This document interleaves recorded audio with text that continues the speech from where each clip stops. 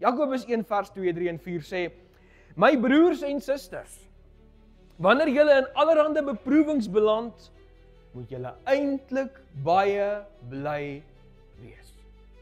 Julle weet mos, wanneer 'n mens se geloof 'n toets deurstaan, veroorsaak dit dat jy kan volhard. Julle moet egter eintyd volhard, dan sal julle jou lewensdoel bereik en geestelik gesond wees. Julle sal niks kort kom nie. Wil jy vanmôre jou hand opsteek en sê, Here, ek gaan niks kort kom nie, want hy beloof dit.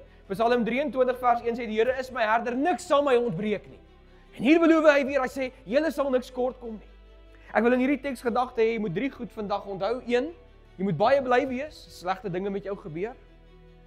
Nommer 2, dit veroorsaak dat jy kan volhard.